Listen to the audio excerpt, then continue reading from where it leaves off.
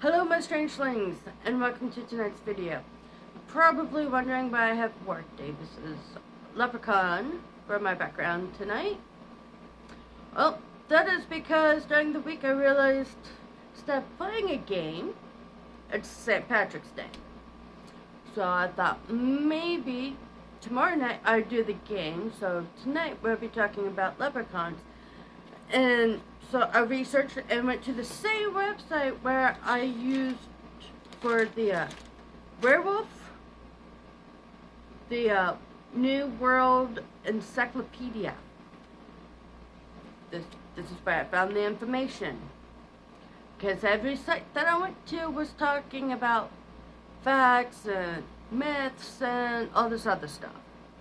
This site gave me pretty much the rundown of leprechauns, besides me looking up for media where leprechauns are featured. But anyways, let's get started. The most recognizable, that is also misrepresented symbol of Irish mythology and St. Patrick's Day, is the leprechaun. The origins stretches back before the Celtics and have come a long way from the species of fairy to a cartoonish character of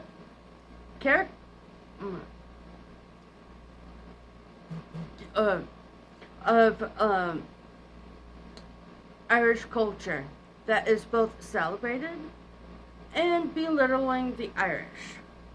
But the matter of fact about the leprechaun is that they are the example of creatures that exist in both the physical world, and some mystery attached to them, and in a world that is beyond the physical realm. Now, the origins of the leprechaun myths come from the many fairy forts or fairy rings, earthworks, and drumlines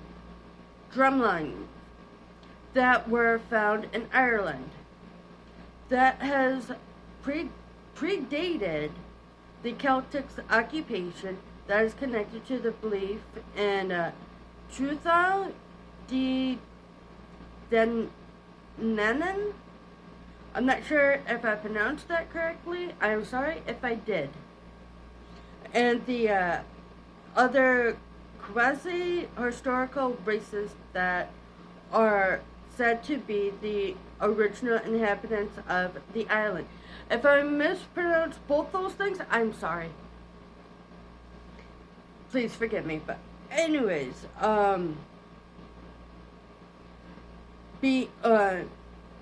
becoming at some point in Ireland's history to be known as Leprechaun, the most distinguishable entity from the other mythical creatures, that the fairies recognize as taking the form of a small old man who is sly, live in solitude, though they were sometimes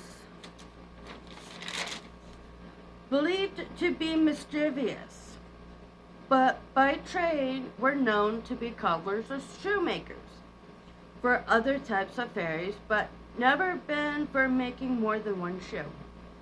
But then early on, were they connected to hidden wealth, having many buried treasure crops that they guard with their cunning and wit.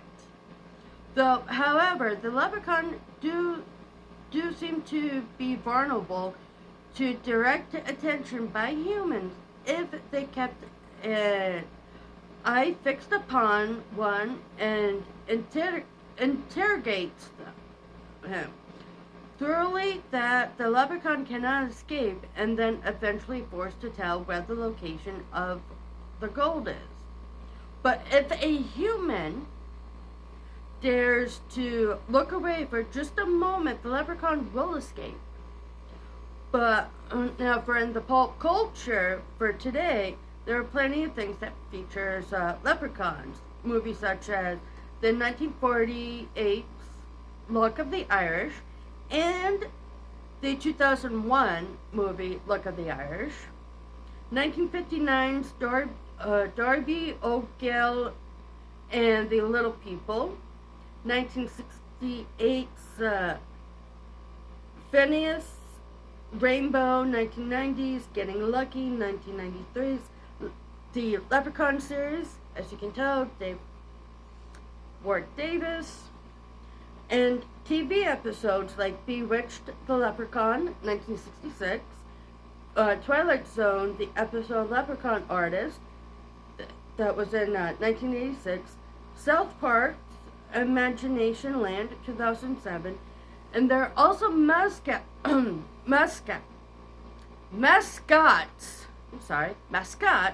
like Lucky for Lucky Charms cereal, the Notre Dame's Leprechaun, the Notre Dame Leprechaun for the University of Notre Dame, and Lucky the Leprechaun for the Boston Celtics. So, leprechauns are everywhere where we look, apparently, for pop culture and other things, and they're very mischievous. They would play tricks on, from the other sites that I've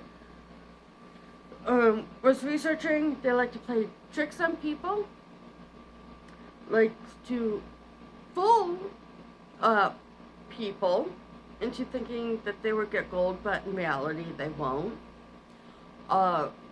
They're just finicky little people who likes to play tricks. So, that's it for tonight's video. And tomorrow night there will be a game. I will set up my old phone tomorrow to get everything squared away for tomorrow night's game. So until then, my strangelings, I see you then.